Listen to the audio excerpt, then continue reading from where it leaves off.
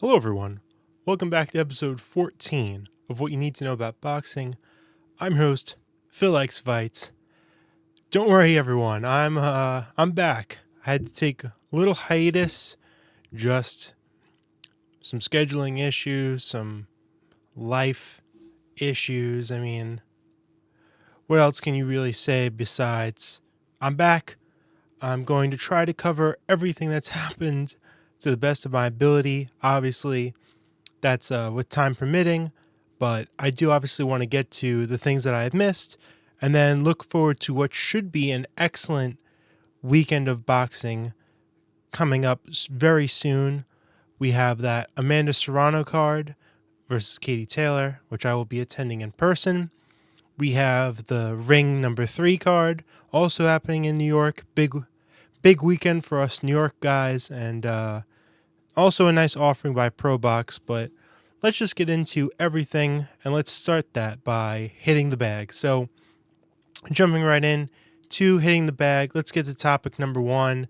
That being an insane card for November has been announced. David Benavidez in the main event taking on Anthony Yarde. Bam Rodriguez, assuming that he beats Fumilele Cafu, is taking on Puma Martinez. Brian Norman Jr. defending his WBO world title against Devin Haney. And Abdullah Mason versus Sam Noakes for the vacant WBO lightweight world title. Very, very good card. You know, it's interesting. My immediate reaction was when Benavidez fought David Morrell, who's back this weekend, as we'll get to.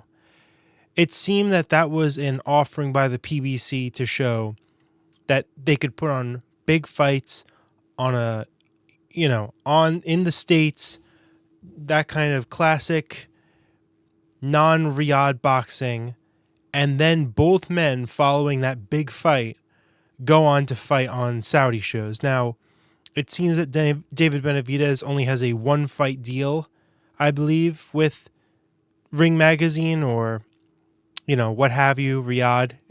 I saw something that said it was a one-fight deal, so he very well could fight under the PBC banner in his next fight. But still very interesting that he's dipping his toes in these waters because he seemed to be a little bit apprehensive, but he's also maintained that he'd work with anyone. But here it is. I mean, it's not officially official, but I believe this is coming from Mike Coppinger, who's the Ring Magazine head insider. Ring Magazine is just now a media arm for Saudi Arabian boxing, so you have to assume that this is about accurate. Bam Martinez taking on Puma Martinez. This, I believe, would be for Undisputed. Now, I've been wrong about this before, but I believe, right, because Bam is, let's see, he's WBC champion because he beat... No, this still would not be for Undisputed because they still don't have one of the titles. But still, it would be another huge unification fight. Bam taking on another undefeated world champion. It's a fight that everyone wanted to see beyond the Fumilele Cafu fight. So it would be a welcome addition to this card. Brian Norman versus Devin Haney. Over the few weeks I've been gone, I was going to talk about how this fight was happening, and then I was going to have to come on the show the week after and talk about how it's not. Apparently, both parties have reconciled. Apparently, this fight is all set to go. Very interesting fight, I think a lot of people, myself included, are looking at Brian Norman's last few fights as an indication of how powerful of a puncher he is, how explosive he is. That Brian Norman knockout against Jin Sasaki, which I believe I'm covering slightly here on this episode, was devastating. But there is no mistaking that Devin Haney has fought the better opposition, has had, I think, better performances, like in terms of a peak level performance. I thought what he did against Regis Prograis was, phenomenal. And it's very easy to get wrapped up in the what have you done for me lately with Brian Norman. But I think this is a good fight. Both men in their mid-20s. both now with world championship experience. I'm not going to write off Haney. I'm going to have to see a little bit more into both men, but I like that fight a lot, a heck of a lot, much more than a Ryan Garcia rematch or anything else of the like. I think this is good, and it's showing that Haney is going to commit to 147. Very good stuff. And then Abdullah Mason versus Sam Noakes. I mean, it's crazy. When we saw Abdullah Mason on that Keyshawn Davis undercard, it was, oh, when is Mason going to get the world title shot? Well, apparently it's in his next fight, and it's happening later this year. I think he has to be the favorite against Sam Noakes. I think the Sam Noakes that beat Von Mendy is a real good challenge for Mason, but I don't know what it is.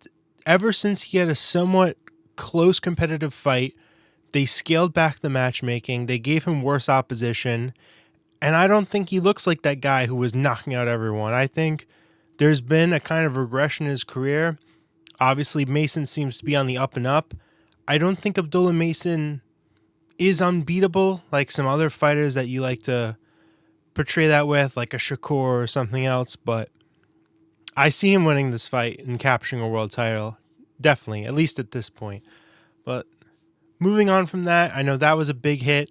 Another big hit. So Jake Paul versus Julio Cesar Chavez Jr. happened over the past weekend, or 2 weekends ago rather, but I'm saying since I last put out a video. And Jake Paul is now world ranked by the WBA at number 14. Now, understandably, there is a ton of outrage. And now, again, this could be me being a contrarian, but is it really that crazy to say Jake Paul, by one sanctioning body, could be the number 14th cruiserweight? It's cruiserweight. And this isn't Alexander Usyk, Murat Gassiev level of cruiserweight. We're talking cruiserweight has fallen off the face of the earth. I don't even think. Here's the thing. You're only allowed to complain that Jake Paul is number 14th in the world at cruiserweight if you can name 20 cruiserweights. Because I don't even think it has to be 15. I think you have to name 20 cruiserweights that you're like, oh, him and him and him. Sadly, it's not a great division. And also, Jake Paul is not the first boxer in the world to get a world ranking when he doesn't deserve one. I mean, I was talking about that guy, Paul Bamba, who sadly passed away. He didn't deserve a world ranking. Go all up and down the WBA's website. There are all kinds of guys that have no business being world ranked. So, as much as you want it to be oh, look at Jake Paul, look at what he's doing, he's only a symptom of the problem. He's not the cause. So I don't want to hear that, he's doing some sort of extra thing or this is some sort of huge scheme. Apparently, they also put out a statement saying that they're going to review his world ranking. But I put out a tweet, by the way, in 2023, after he beat Andre August. Who was there for that? And in the aftermath of that fight, the WBA sanctioning body overseer person that was there gave him one of those medallion trinkets with the WBA logo. And I said all the way back in 2013 at WBA Boxing, are you planning on ranking Jake Paul? So this is not some crazy thing that happened out of nowhere, nobody saw coming. I was saying 2 years ago that the WBA was going to rank him, just for the record. So obviously it's still insane to see Jake Paul technically eligible to fight Zurdo Ramirez, but it's something that happened and you can't be shocked by it. I mean, we can be outraged all we want, but it can't be too surprising. Moving on though, speaking of that fight, so Chavez Jr. was promptly deported. Now, this is more of a political topic than it really is a boxing one, if I'm being quite frank. So I'm going to get into it ever so slightly. Now, this is not what the channel is for, but it's a point of conversation, so let's talk about it ever so slightly. You mean to tell me that the deportation organizations involved knew that Chavez Jr. had these ties to the Mexican mafia? They knew that he was wanted for X, Y, and Z, and that it was this big prerogative that they get him in custody. Yet they wait for the ceremonial weigh-ins to happen, the grand arrivals to happen, the actual weigh-ins to happen, the entire fight to happen, everything. They know where he is, right? He has to register with the state in order to have a license to be able to box there. It was no mystery where Chavez Jr. was going to be 2 weekends ago. We knew where he was going to be. And they waited till after the fight to, arrest him and deport him. That to me reeks of a stunt. And, I don't think it really even matters what your opinion is on the whole thing more philosophically. But to argue that that wasn't some kind of stunt, especially when the social media pages afterwards posted about how even if you're a world famous boxer, you are not safe from avoiding the law, blah, blah, blah. They really waited till after the boxing match. I mean, to me, that's ridiculous. But what else can you really say? I put out a tweet in jest saying that because of how bad his performance was against Jake, I mean, he deserved to be deported. Obviously, I don't really believe that, but it's very fun to joke, especially when someone has a terrible performance and makes a ton of money undeservedly. And let's move on here. So, Bivol Beterbiev drama, a little bit of that in the news. Beterbiev is claiming that Bivol is holding up the trilogy, that they were originally going to reschedule for a later date after having an initial one. They have not heard back from Team Bivol. I know that Umar Kremlin of the IBA wants to make that trilogy in Russia, and both Bivol and Beterbiev went to Turkey al-Sheikh to get approval for that, and apparently they would be allowed to have the trilogy in Russia, which would be amazing for the sport, by the way. I mean, I can't even imagine how big of an event that could be. It would be a real spectacle. It'd be a lot better than fighting in the Freedom Arena in Riyadh or whatever. But this is very interesting. Beterbiev is not getting any younger. It's not like his career has been based on activity, but it's not good to be sitting on the sideline when we don't know how much of his physical prime is left. I assume he's clinging on to it at best. And Bivol's got a lot going on. I mean, we're talking about Benavidez versus Yard. Bivol also had his mandatory called against Michael Eifert. I think what would probably be the best course of action is you have Bivol versus Beterbiev in Russia at some point in this year. Bivol gives up the IBF title. Michael Eifert and Connor Wallace fight for that title.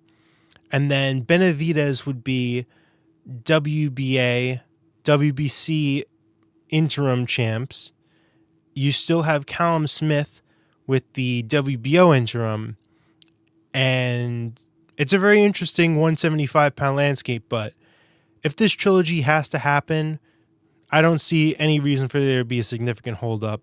Neither camp seems to be dealing with an injury, and if it's an issue of money, well, you just negotiated 2 times to make this fight, so I don't see how the trilogy is getting that badly held up, but it's interesting to see if either Matchroom or Bivol's team more directly put out a counterpoint to that point raised by Beterbiev. But let's get on here. I think there's a couple more things. Yep.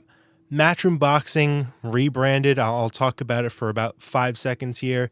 They changed the logo around. Whoop-de-doo. It used to be an M that was kind of like a typeface font, sort of how this is over here, up here, this font. And now it looks more like an M with slashes in it. So if you find that interesting, I'm letting you know about it. And then finally, Ricky Hatton is returning to boxing at the age of 46 years old. He's taking on an opponent, I think in Dubai or something, who has a record of like 8-3. Just why? I don't know, man. I would much rather be talking about a Campbell Hatton fight announcement than Ricky Hatton. It's so ridiculous at this point. But I think that's pretty much going to be hitting the bag here, and we can talk about a little bit of recapping. So let's get into that. here are all the fights that happened back in the weekend of June the 20th. So we had, hold on, let me get these all out here. So let's go over some of my predictions, some of the fights that had happened. I'm going to do this really quick just because at this point it's old news, but figure we have to talk about it. So as I mentioned before, Brian Norman Jr. with a knockout of the year contender. What a performance by him.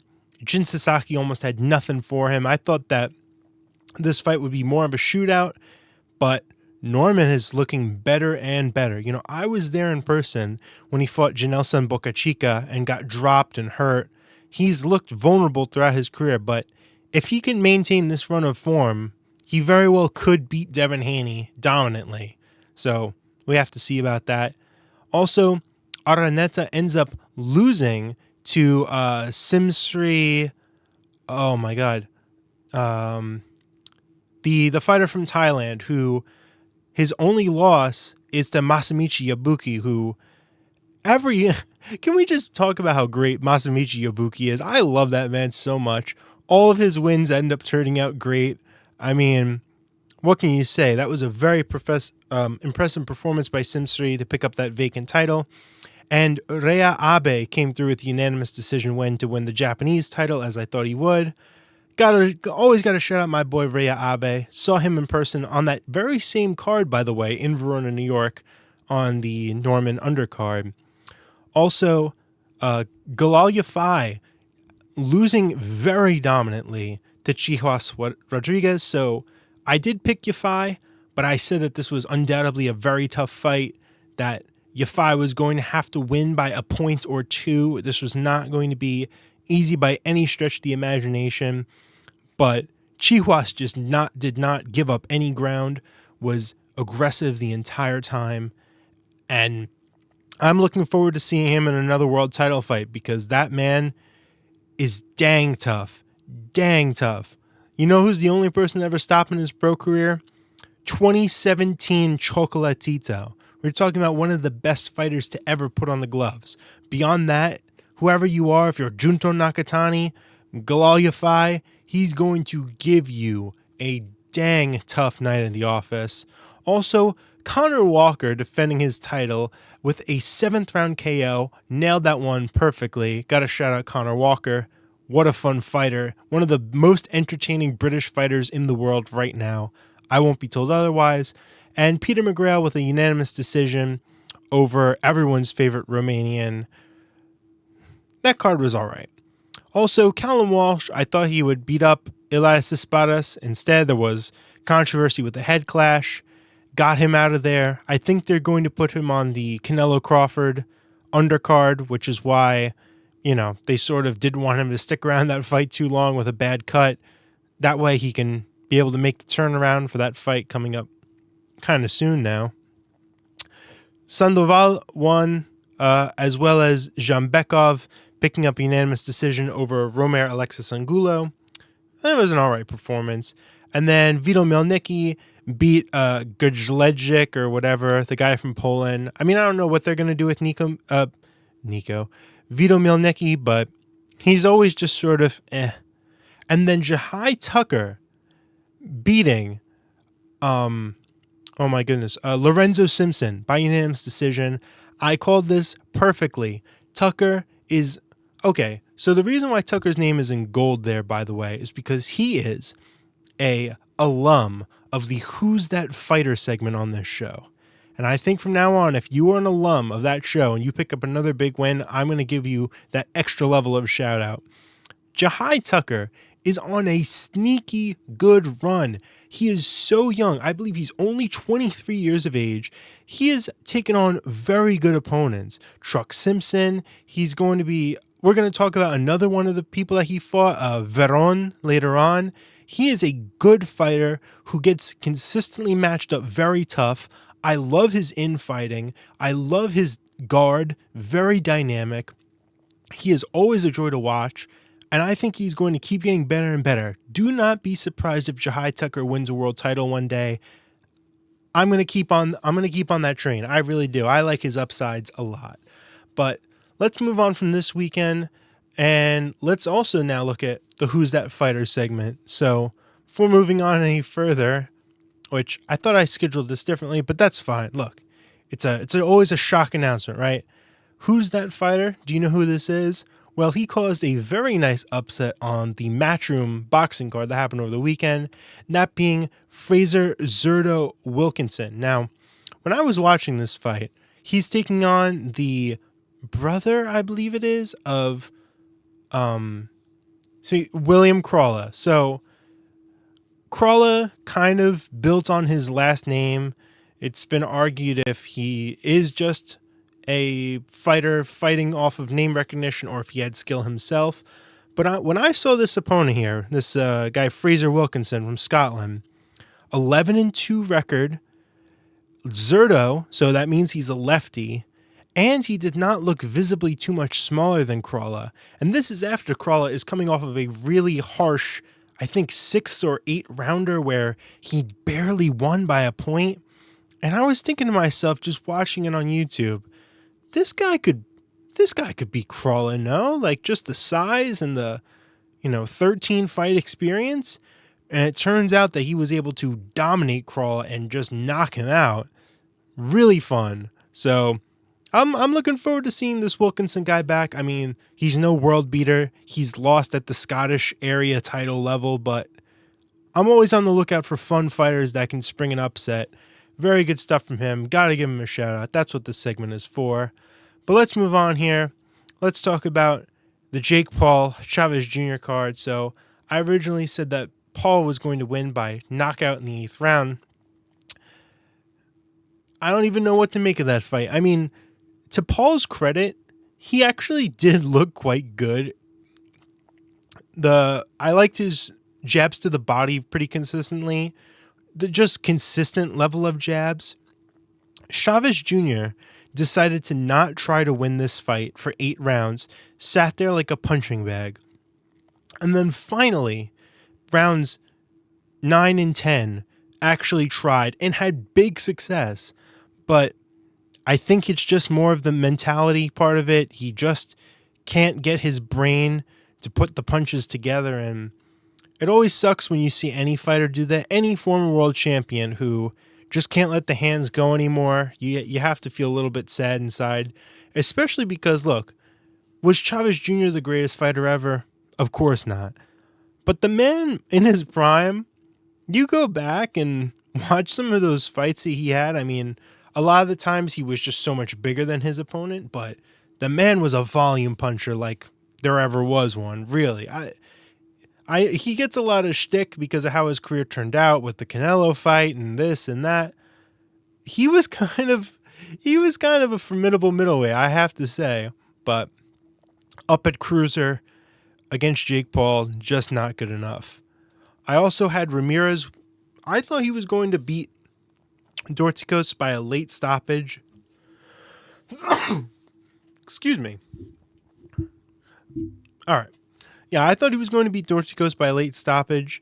As it turns out, the 40-year-old Cuban, a little bit too tough and a little bit still has it in certain ways. I thought this was a very entertaining fight, like a 117-111 in favor of Zerto Ramirez, where I thought he clearly won, but this was not an easy fight.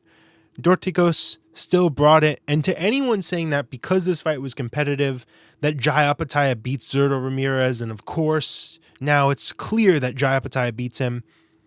All I'm saying is, Dorticos probably would have given Jai Opetaia a really good fight as well. You know, if you gave Zerto Ramirez all these people that Jai Opetaia has been fighting, did you see Opetaia's last opponent, that barely 190-pound Italian man that just got destroyed instantly? Yeah. So there's a difference between Zerto Ramirez taking on one of the 10 best cruiserweights in the last 20 years and Jai Opetaia taking on, hey Jai Opetaia, this guy, he's rated number 14 in the IBF. That's the belt you have a title of, right? So legally, we can have you fight him and it won't be considered corruption, right? Even though, it's a terrible opponent that no one in their right mind would ever pay you to actually fight. Let's just keep giving you terrible opponents, Jai Opetaia. Aren't you the best cruiserweight ever? It's just been ridiculous. Zerto Ramirez still looked as a very capable world-level cruiserweight that can beat Jai Opetaia, and I'm not shying away from that. Yeah, he was in a competitive fight. Congratulations. Maybe Jai Opetaia should fight someone with a pulse besides 40-year-old Myris Bradis, and you would see the same thing happen. Because I didn't forget about the Bradis 1 or 2 fight. You know, just got to say that because Zurdo Ramirez is becoming quite an enjoyable fighter for me to appreciate these days. He's injecting life in a cruiserweight division that needs it. A cruiserweight division that has Jake Paul number 14. So let's give him his flowers here, people. Also, I'm sorry, guys. I hopped on the train. Look, I thought William Zepeda was the was the lightweight boogeyman. That's not true. I actually never thought Zepeda was lightweight boogeyman, but I did think that he was dang good, and that Farmer having close fights with him was, oh yeah, you know that Tevin Farmer, he's real crafty. Floyd Schofield destroyed him in 1 round. Oh my God, I can't believe that. But, you know, the thing is with that as well, I think Farmer came back after those two, Farmer came back from his last Zepeda fight, I think a little bit too soon. I think this was a little bit crafty matchmaking, but you still have to credit Floyd Schofield. Excellent performance, excellent knockout. Really good stuff by him. And yeah, I mean, I can't believe I hopped on that. I also didn't give it too much thought, a little bit, but I'm not going to make too many more excuses. I thought Farmer was in a prime position here to pick up a nice upset win, try to get one under his belt. He's been in a rough stretch recently, but Floyd Schofield making William Zepeda look absolutely terrible in comparison. Good stuff by him. Raul Curiel also fought in this undercard. He took on this undefeated guy. I'm forgetting his name at this point, but he looked fine. He's an interesting welterweight contender. We also had Joel Iriarte, who took on a very sturdy opponent. I thought that he was going to continue that knockout streak. No, they finally found a guy that can withstand the punishment of Iriarte, but still good stuff by him. I thought it was a good learning performance, got some rounds under his belt. He needed that because you're never going to develop by destroying everyone in 1 round. That's what happened with Edgar Berlanga, who we'll get to later on. Also, Holly Holm, I thought with a very impressive performance. I saw mixed results on this, but I just figured her opponent, Vega, I mean, I wasn't able to find too much tape on her, but Holly Holm, I've been watching her in the UFC, right? I watched her fight night main events versus Ketlin Vieira, and you know, boxing and MMA are 2 different sports, but she's having these fights where she's boxing and she's still not looking amazing. She's not looking like, oh, throw her in boxing this instant. I thought she looked very good. Consistent jab, consistent body work, everything you'd want from a fighter. I understand she's in her 40s, but I wouldn't mind her getting a big opportunity next. Just try to get her into a world title fight, maybe against Alicia Baumgardner. We'll have to see based on the results of this weekend, but I thought she looked great in beating an undefeated Vega. Very good stuff. Glad to be wrong there. And Scrappy Ramirez with a unanimous decision comeback win. Good stuff by him, but nothing that I'm going to divulge into too much greater than that. All right. Here's everything else that I missed from last week before that. So, Deontay Wilder, I thought he was going to destroy Herndon in 2 rounds because, look, I understand that Wilder's shot and gun shy, but I've seen Herndon's fights. He's not really anything. Like Richard Torres on the come up dealt with this guy no problem. So I figured even if Wilder just throws a punch, he should probably win by knockout and he'll still be gun shy and all of this and that. The fact that Herndon made this a fight through 7 rounds, that the commentators on BLK Prime were talking about how, yeah, Herndon told us in the fighter meeting he's going to emulate Joe Parker to win this fight. I'm like, oh, you've got to be kidding me. But this was a weird, disgusting fight. Herndon kept going for double leg takedowns. Wilder kept throwing punches like 12-6 just to kind of hit Herndon. It was something, but Deontay Wilder's got to win. So, hey, Anthony Joshua, want to fight him? Oh, man, what are you going to do with Deontay Wilder? Honestly, maybe just do the Richard Torres fight. The old American heavyweight versus the young American heavyweight. Who will carry the flag forward? But I don't know if they can give Wilder the kind of money that he would probably need for that kind of fight. Also, Christian Mbili took on Maciej Sulecki, and amazing performance by Mbili. First round KO with a Mike Tyson-esque uppercut. A lot of people like to go, oh my God, he just won by knockout. He's just like Mike Tyson. I gotta say, Mbili actually does do the Mike Tyson stuff. The way that he came into the pocket, right, with Sulecki, and then threw that uppercut. Oh, brilliant stuff. Sulecki did not see it coming. Brilliant knockout. Really good stuff. Also, Arslanbek Makhmudov, I understand he was taking on an undefeated opponent, but like I was saying, Ricardo Brown, I believe his name was. I watched tape on that man, and he's stiff, slow, and Makhmudov was just big and Russian, and that was enough to win by knockout. Also, Stephen Bang Bang Butler with a very nice KO win over Macias. That is only the second time Macias has been stopped in his pro career in like 40 fights. That was a fun fight. Butler getting revenge for having been knocked out by Macias a few years ago. Great fight. I like Butler a lot. I hope that they make the Eric Bazinian fight again, and hopefully Bazinian, doesn't get injured because, Butler is always must-see TV. He's a very fun Canadian fighter. Also have to shout out John Arobio on that card. Looked very good. And also, actually, let me shout out Guerrero as well. Was having a very shaky performance, did not look very good at all, and then found a last round knockout. Good stuff there. Also, Liam Paro back in the mix now with a stoppage win over Steven Navarro, I believe it is. Very good stuff. I wasn't expecting Paro to find the stoppage there. He's actually a very underrated puncher. Stopped Montana Love. Had enough power to keep a guy like Subriel Matias off of him. Stopped Navarro now. Very, honestly, underrated power fighter at 140 pounds. Liam Wilson, now back in the mix, picked up a unanimous decision win over Jimenez. I thought Jimenez was right there for the upset, but gotta credit Liam Wilson when you can.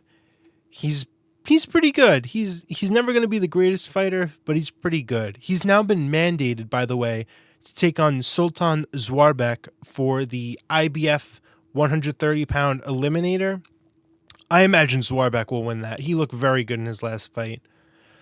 Speaking of eliminators and interims, Michal Sislak picked up a fourth-round knockout over Jean Pascal to win the WBC interim world title at cruiserweight. Sislak's actually on a very good run of form. Now 28-2 as a pro.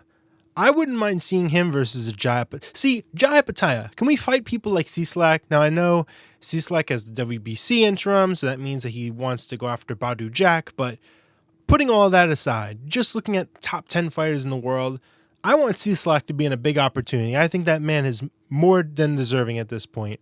And also, here we go. My guy, Brad Stingray, beat Shotgun Pitters to capture the European light heavyweight title. Now look, I'm not saying that following me on Twitter increases your chances of winning a fight. I'm not saying that, and I have no proof to support that.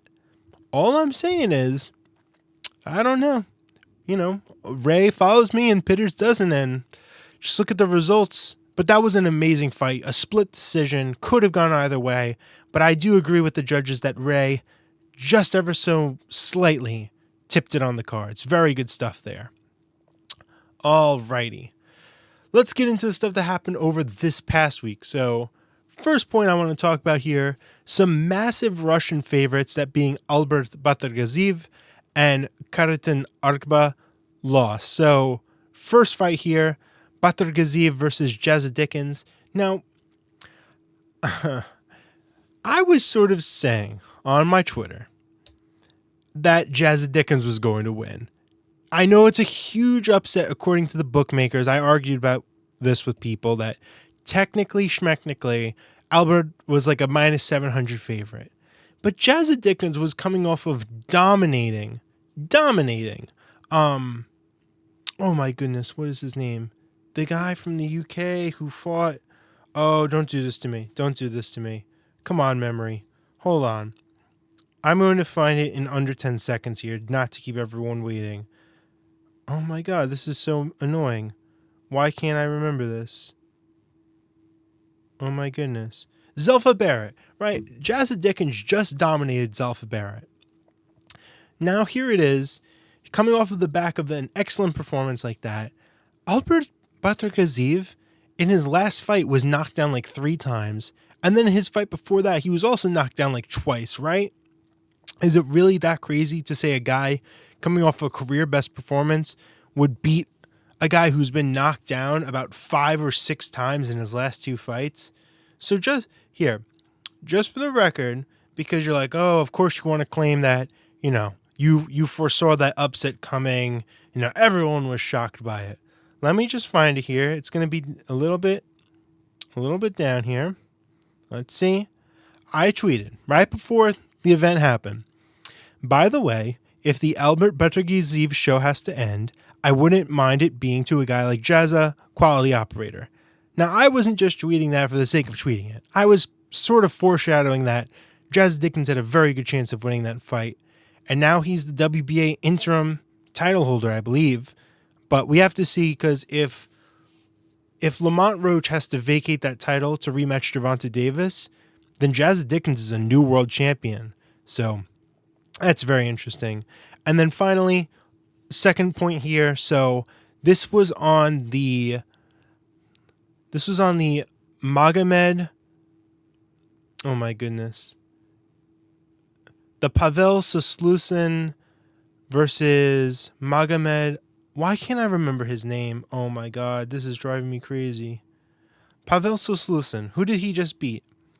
He beat Magomed Kurbanov, right, yes. So on the Magomed Kurbanov Pavel Soslusin undercard, we had Karatin Argba, who is coming off of before this fight, coming off of an excellent win, right? So we just saw Argba, who was coming off of a win over Jose Angel Gabriel Rosa, who was a 27-0, what was he, Colombian, I think? Let's see here. He was 27-0. 27-0 from Argentina. So I was like, oh, wow, that's a great win. And then in this fight, he was taking on Ruben Nestor Neri, also from Argentina, but with a record of 17-2. He's been stopped before. I figured this guy was not on the level of Argba's last opponent, but no, in a brilliant left hook, I believe it was, in the second round, to have a minus 5,000 favorite get upset. And this was a world title eliminator, by the way, so we very well could see Neri in a huge opportunity coming up in the 140-pound division in the WBA, which means he could be in the running to see to fight whoever wins between, let's see, WBA 140, Gary Antoine Russell. Very interesting. All right. Also from this past weekend, let's talk about it. Jack Catterall took on Harlem Eubank at 147 pounds. It was a dreadful fight. Turkey Al-Sheikh is talking about, Tom and Jerry and running and all this stuff. It was a terrible watch. The only interesting part of this whole card was, like I mentioned before, that big upset against William Crawler. I mean, was there anything else of note on this undercard? I'll double check for the sake of double checking, but I don't think so. This was a very bad matchroom card. Let's see. What was the undercard? Oh, Joe Cordina came back against that very fun Mexican. And then Sky Nicholson was back against... Oh, a whatever kind of opponent, 9-3. She knocked her out. It was a whatever card. That's why I didn't even really. I felt bad not talking about the Jake Paul fight immediately after that, but this weekend was just so hollow. So yeah, the fight's over. It ended by head clash. My advice to Jack Catterall: retire. My advice to Harlem Eubank: maybe have one more fight and retire. I don't know. Like, does anyone really want to see either one of these guys again? Because it's just every time with Jack Catterall. The Arnold Barbosa fight was horrible. And the only interesting part about that fight was that the winner was almost guaranteed to fight Teofimo Lopez. So it's like, oh, who's going to get the title shot? Now, Catterall's not staying at 147, and Harlem Eubank lost. So now Harlem Eubank isn't interesting because he's coming off a loss, and Catterall's not interesting because he's not fighting at 147. So, yay. I don't... Whatever. I'm moving on. I could really give a damn. All right, here we go. Some real boxing. Katie Taylor, Amanda Serrano, the trilogy happening at Madison Square Garden. Your boy Phil Like Fights is going to be there in person. So for all of my fans who want signatures and autographs and pictures, no, I'm joking. I don't have a meaningful fan base, not yet. Give me 2 years. All right, everyone who's watching now. You guys are the day ones, okay?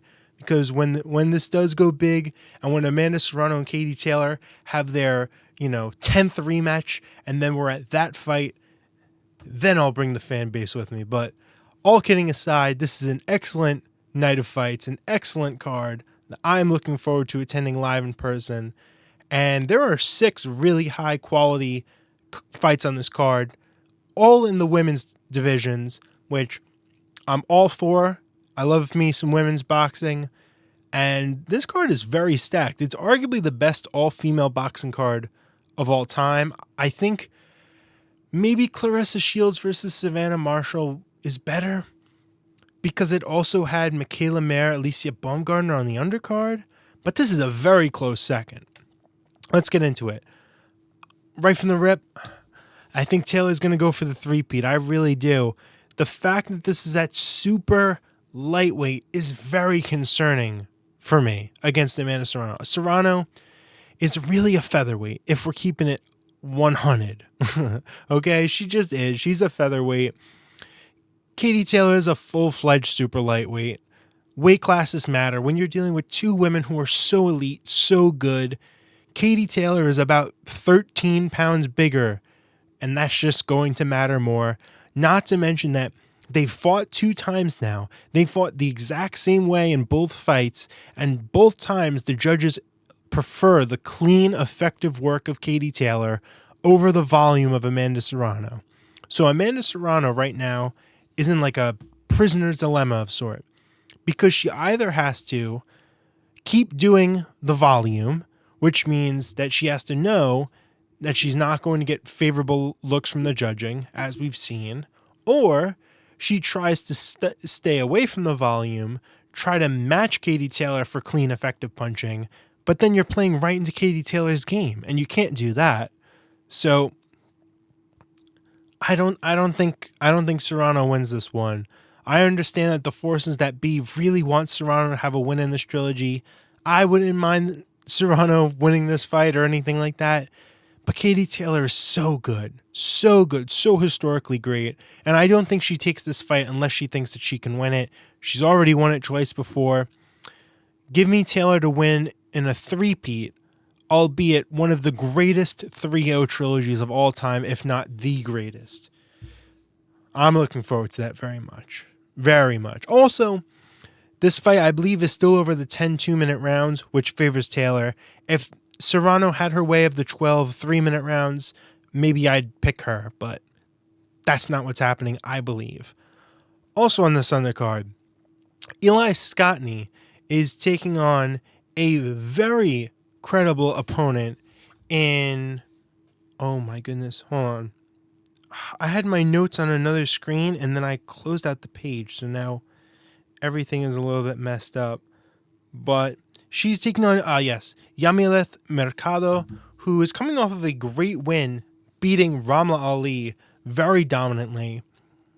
I almost picked Yamileth, which is why I'm going majority decision here. I want to sort of hedge that I think this fight can go either way. But Eli Scottney is very good. Her last fight against Mika Motu, I believe was her name. Let me make sure I got that right. Maya Motu, excuse me. But I did watch that fight. Motu is a very impressive power puncher. And Scottney was just able to navigate that, swim in those waters. I think she's very good. She has a win over Chernica Johnson, who's also on this card. I think she's very good, very underrated. But Mercado is not going to make this easy. I don't think either woman is going to dominate. If that happens, that'd be insane. But give me Scottney to just really have to box a performance of her life, but I think she'll do it on a big show like this. She's been clamoring for a big spotlight. She has it. I think she'll take that opportunity. Also on this undercard, the return of Alicia Baumgardner against Jennifer Miranda. I'm going to go with the Bomb Show, winning by unanimous decision. She was looking really good against Delphine Persoon before that head clash. I think she's one of the best female fighters in the world, undoubtedly. And I think on a big opportunity like this, once again, I think she'll impress. I think she'll win almost every round. Maybe there could be a stoppage involved, but I think it's safe to hedge here with a nice, dominant, unanimous decision win, 9-1, maybe a sweep. Also on this undercard, Savannah Marshall and Shadeja Green are going to be fighting. Now, I'm not I believe this is for the IBF and WBO super middleweight titles. Look, Shadeja Green, I think is quite limited. She was having some very fun knockouts, but I think that was against a lower level of competition. Savannah Marshall's only loss was in that amazing fight against Claressa Shields. Nobody has really gotten a fight out of Claressa Shields like that, unless you want to go far back in her career. Give me Marshall to win and win dominantly. I'm going to predict that she wins by stoppage in the 8th round because Shadeja Green has serious defensive liabilities and Marshall is also a dynamite puncher. But she's got volume too. She's very good. And unless you're Claressa Shields, I don't think there's too many women in the world that can navigate that. I really don't. Give me her by impressive stoppage win. Also on this undercard, Chernica Johnson, Sugar Neeks, is taking on Sharetta Chicken Metcalf. This is a good fight. So Metcalf is coming off of a win over Mio Yoshida for the IBF title. Chernica Johnson just defended against Nina Hughes, winning by 7th round stoppage to win her WBA world title. WBO, I think maybe. But whatever the case is, this is a unified world title fight again, by the way. So let's just break something down here, okay? We have an undisputed world title fight main event, a 3-belt unification in the co-main, an undisputed fight in Baumgardner. Then you have a unified world title fight, Savannah Marshall, and now a 3-belt unification, Chernica Johnson, Sharetta Metcalf. So that's 5, 9, plus 12, 16 world titles through the first 5 fights. Come on. That's incredible.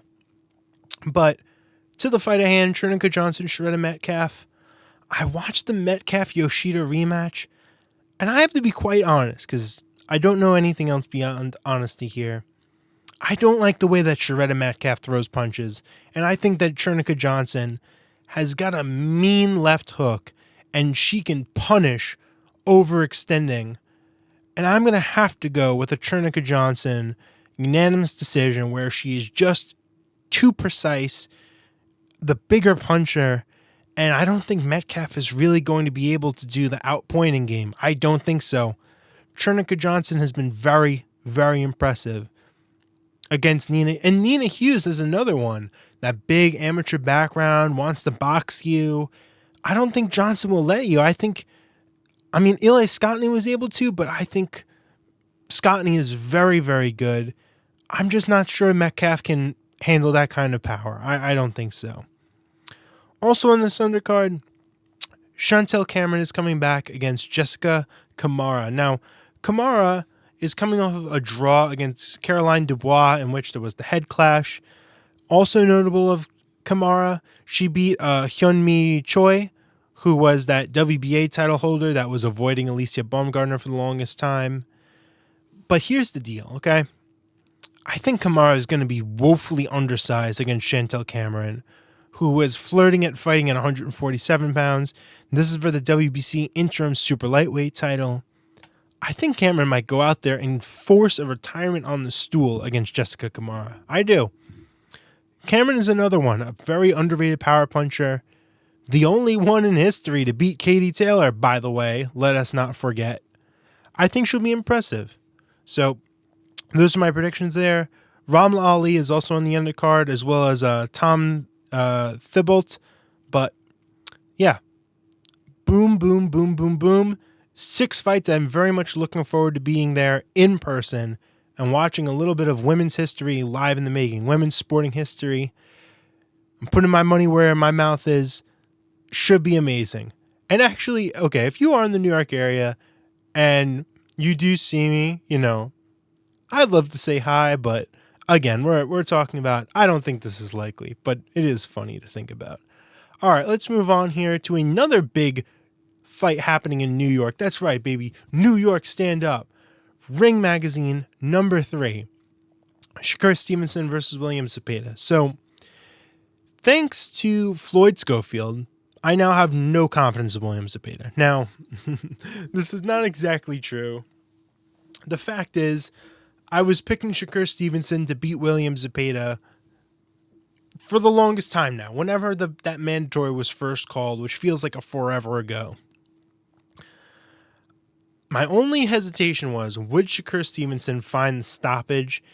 And even though he's been talking crazy and how he's going to dominate, and I do think that this fight will be decisive, I don't think it'll be a stoppage. Give me Shakur Stevenson by UD.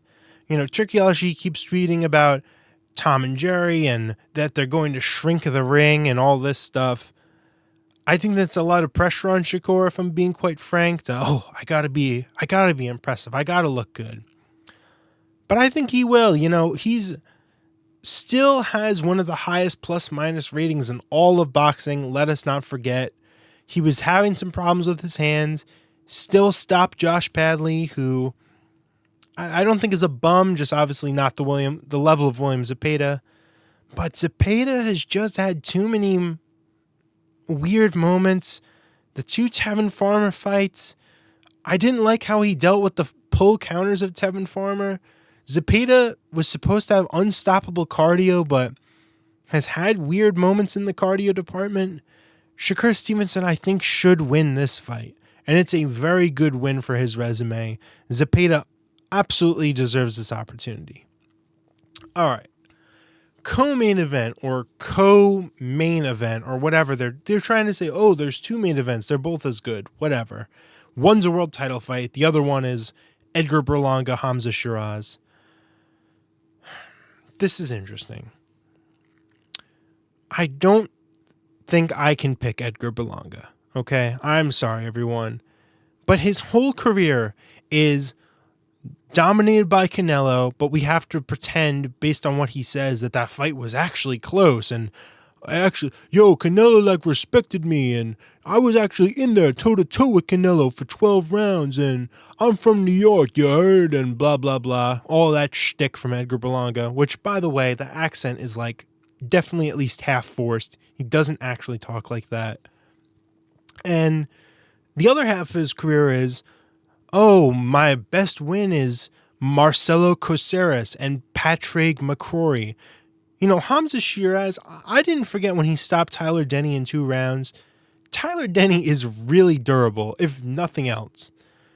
Plus, the Carlos Adames fight, who's to say Carlos Adames doesn't beat Edgar Berlanga, if I'm keeping it a stack, okay?